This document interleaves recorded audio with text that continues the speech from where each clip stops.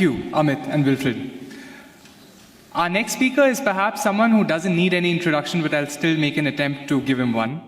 Apart from being a stellar Stupasa actor, he's been an NCC cadet. He's someone who's received training from the British Army, the Royal Navy, and the Royal Air Force. He's been a teacher, a professor. He's represented India at the Young Businessman Conference in Japan. He has a degree in electronics, and he's also served as a cultural ambassador to India. Please welcome Mr. Madhavan.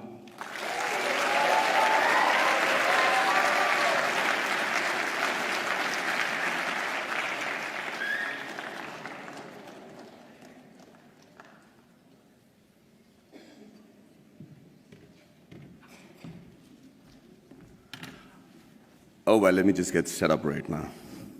Big speech.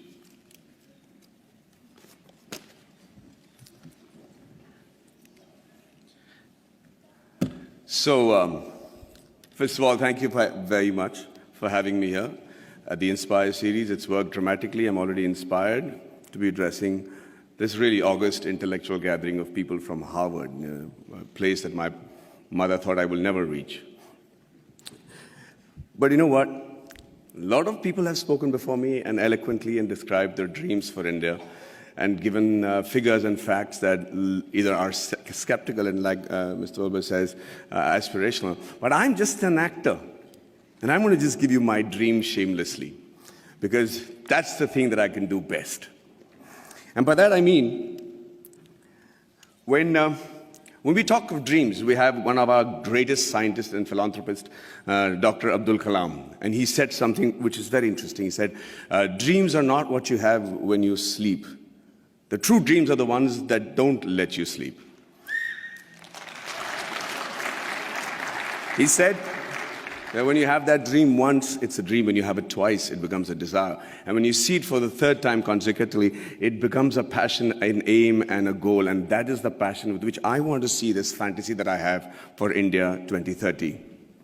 And Abraham Lincoln also was a dreamer. And, but he said one thing that makes most sense in trying to achieve this goal that I have dreamt for my nation. He said, if I have 6 hours to cut down a tree, then I'll spend the first 4 hours sharpening the axe.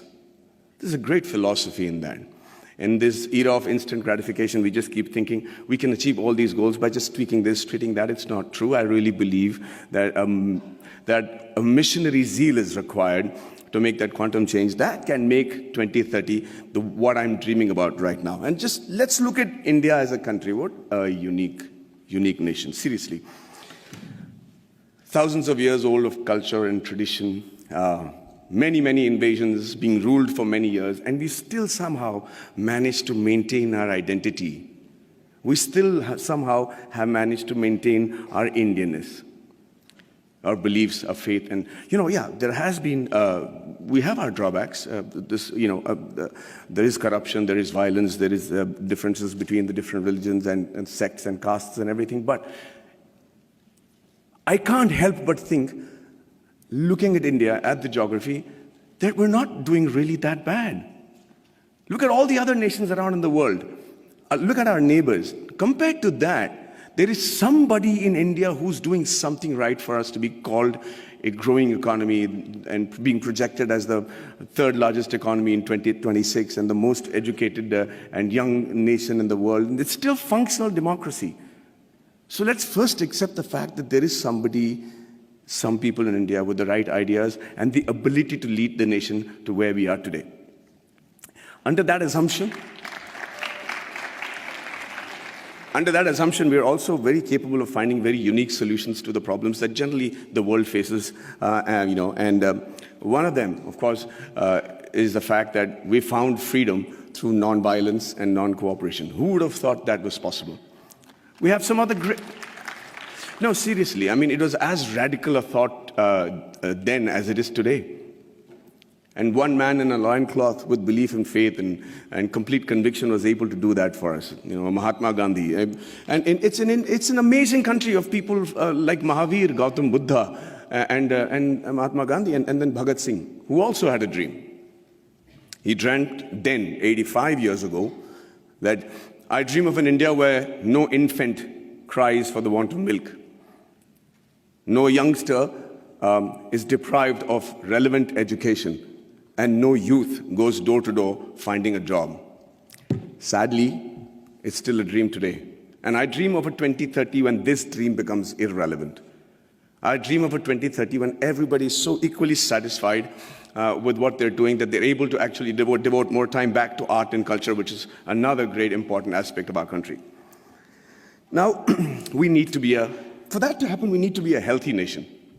And when I say healthy, I remember preparing for a film of mine, which released recently, where I had to look like a boxer, and I had these, biceps and triceps that had to be there. So I decided just to work on the parts that is seen outside my clothes. So I was just working out on my biceps and my triceps and my shoulders. But you know what? I suddenly realized the strength that I had in my arms and biceps was not actually enough for me to look even fit, because it is disproportionate growth. It is the kind of growth that will not make you fit or strong, but actually make you look inadequate. And that is what is happening to India today. Everybody says we are the largest economy, we're going to be the most populated country in the years to come. And, with economic superpower and supremacy in rocket and space technology, which I am privy to, and then the IT giants and smarter cities. But ladies and gentlemen, I really believe that more than smarter cities, we require smart villages. And this is going to be primarily what I talk about today. You know, a nation is only as strong as its weakest link, and rural India is our weakest link. See, it's important that that growth and progress goes hand in hand with the villages also getting onto the same train towards economic freedom, superpowerdom, all the terms that have been coined for a successful country. But that is not happening. The reason being, we're beginning to ignore them. We're beginning to actually believe that this is a very interesting line that I've found, where they say that everybody believes that they know what is required for getting the underprivileged and the poor up to speed with the rest of the country. Okay? And we always start assuming that this is what they want. This is how we can help the poor and the villages, and this is what they need. And we can't be more wrong. Because when you assume, and as the spelling goes, you make an ass of you and me. I'm going to tell you how that happened to a friend of mine. His name was, he's a very profound doctor, a gastroenterologist, and he got a call from his patient, Mr. Abdul, who said, Dr. Saab, my wife is really, really ill, and she's got a big stomach ache, and she can't sit, and she can't sleep, and she's in big pain. Can I come and visit you? And he said, yeah, by all means. And like all patients today, he has done his research, he's gone into the internet, and he said, usko ye ho sakta hai, wo ho sakta hai. And the doctor said, don't worry, let me handle it. And he checked her out, and he said, she has an infected appendix, so I have to do a surgery, and she'll be fine. The surgery was done, he was fine, and Abdul was a happy man. 1 year later, he calls back the doctor and says, sir, my wife has got a stomachache, please do the appendix operation, she'll be fine. Dr. Manoj said, listen, I'm the doctor, let me diagnose what I have to, please bring her to the clinic and we'll fix it up. He says, no, yes sir, fix up that operation date, we'll do it in half an hour and we'll be back, she needs her appendix removed. So now he's losing his patience. He says, let me do the diagnosis. Abdul, bring her to the clinic. And he's still insisting, and finally the doctor lost it and he said, listen, I'm the doctor, and let me tell you that every human being has only one appendix, and I've already taken out the appendix. So please don't tell me how to do my job. Abdul waited very patiently for the doctor to finish with his assumptions, and then he shot back very meekly. He said, sir, I agree with you. Every human being can have one appendix, but a man can have two wives, right?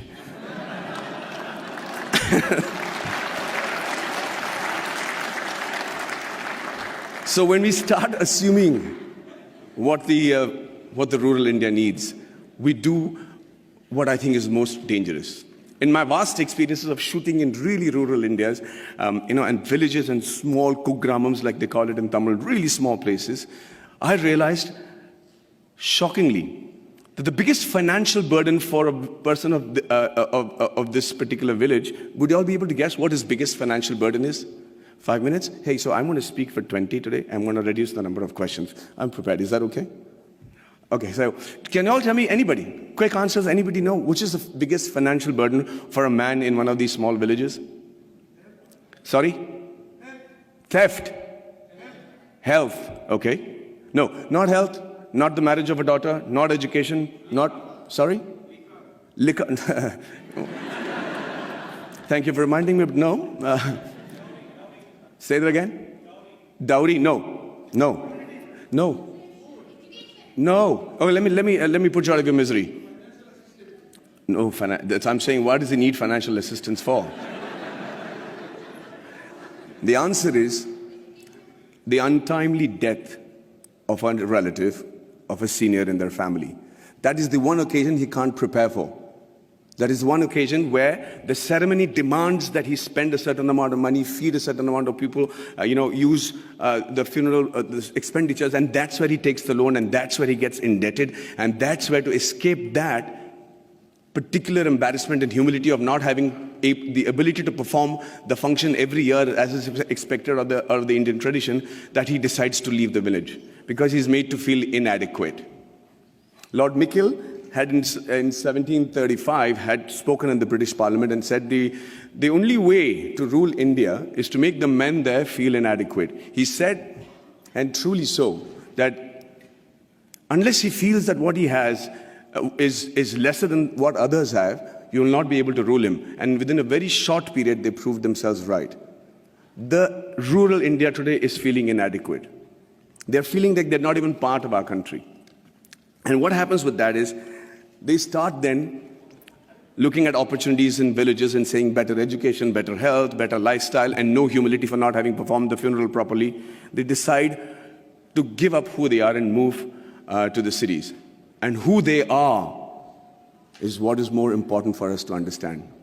Who they are actually the timekeepers and the bookkeepers of our deep-rooted traditional culture and stories. You should see how tradition and culture flourishes in a happy village in India. We don't have psychiatrists as a big fashion thing in India, and they still manage to maintain a great level of sanity. There's a great phrase from the poem If by Rudyard Kipling, where it says, dream but not make dreams your master, think but not make thoughts your aim. Meet with triumph and disaster and treat those two impostors just the same. It's very easy to say it, but how do you treat those two impostors just the same? The answer lies in the tradition and the culture and the books and the epics that are so prominent and predominant in our country. The Bhagavad Gita, the Quran, the interpretation of that in the subcontinent, the Bible, the Guru Granth Sahib, the granny stories. And you know how to handle the diversities and the setbacks, and you're able to sit back, reassemble yourself, come back and fight with the same glory again. And when you don't give a villager that, you're depriving him, we're depriving ourselves of what I think is one of the most important survival tools in today's world, which is the culture and tradition. So I dream of a 2030 where rural India is as developed as the rest of the world, was as aspirational as the rest of India, and where the villager is provided with the same opportunities as it is available in the cities. And after a hard day's work, a villager is actually able to come back, sit down, have a drink, put his feet up, and start thinking about art and culture and poetry. That would be a dream that I have for 2030, a practical dream that I have for 2030. And the dreams that your parents and my parents had when we were in college, urban middle class, where everything revolved around the boy studying hard, getting into a technical college of a repute, and then getting into a reputed management college, and finally, the green card. And if it was the girl, then it was a spouse with a green card. I dream of a 2030 where students the world over will dream of a blue card, will dream of having once actually come to India and study and imbibe the knowledge that we have as a nation. It used to be true. We were the first university in the world. Nalanda was a university where people came in from far and wide. So it's not a pipe dream. It's a practical dream that I have, and I think that's easily attainable. And finally, before I wind up, I think I dream of a 2030 where we have a meritocratic electoral base which selects its leaders and whose leaders believe that it is more important to serve with a missionary zeal to serve the nation rather than rule it. You know, there is another stanza from the same poem which says that if they have the ability to talk to the crowds, yet keep your virtue, walk with kings nor lose the common touch, if neither good friends nor foes can hurt you, yet all men count with you, but none too much. If only the politicians understood the gist of that line, we would have a progressive country by 2030 where we'll all be proud of not just the way the country is running, but also proud about our politicians. And finally, you know, I'm an actor. And the dream that I have for myself is that in 2030, I'm as relevant, I'm as handsome, hopefully, but if age was to catch up, then they probably would have mapped my face by then and used technology to make me look as young or old as the role desired me to look, and I'm still able to romance the pretty young things that will be part of the industry in 2030.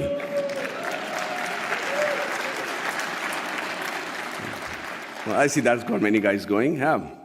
And finally, as an actor, I'm used and prone to dialogues. I love to speak dialogues, and I recently found a line that blew me apart, and I thought was a phenomenal Hindi film dialogue, where this great gentleman has said that whatever I am today, and all the achievements that has been possible by me, and what will eventually also be possible by me in the near future, is all because of my angel mother. Do you know who said that? Do you know who said that? Shockingly, Abraham Lincoln. So I dream of a 2030 where every Indian says the exact same thing about his mother, and not just about his mother, but also about his motherland. And also, for the sake of posterity, about his mother-in-law. But hey, ladies and gentlemen, what do I know? I am an actor. Thank you very much for your patient hearing, and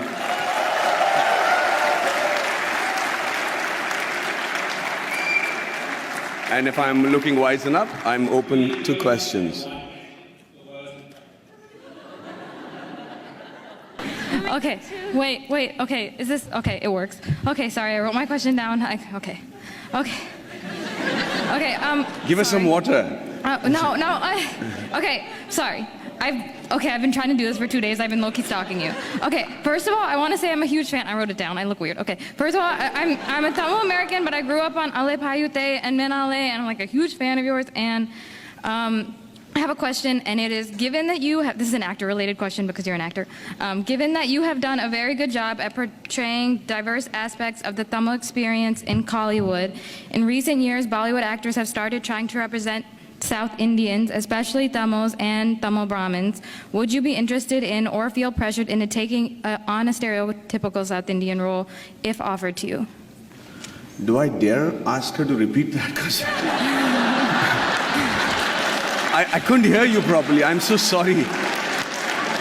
No, I understood just the question, if you can tell me, okay. Please. Sorry. Okay.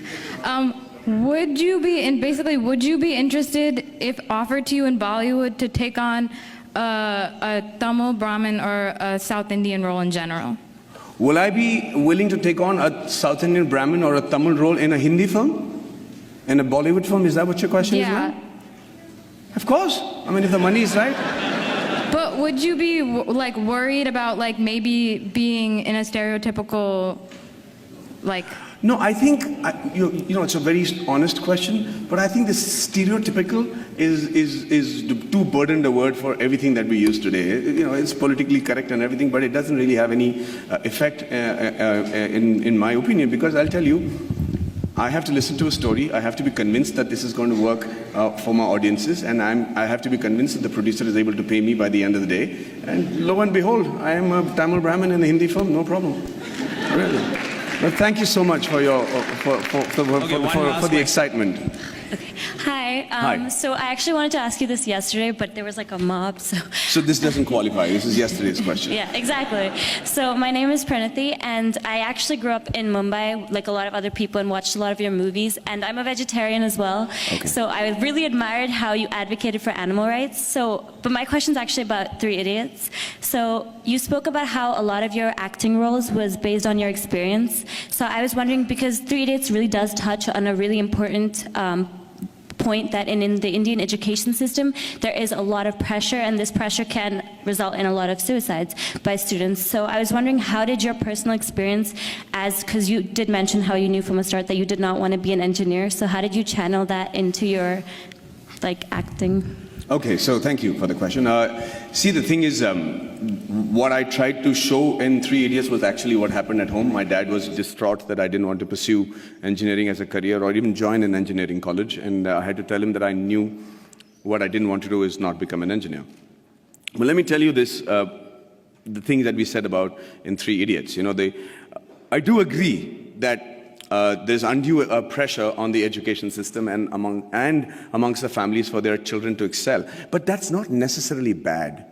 I think it's important to have pressure at that age. I don't think that an examination and failing an exam because you're not able to reproduce what you remembered at the right time, at that particular moment of time in your life, is a measure of how successful you will be the rest of your life.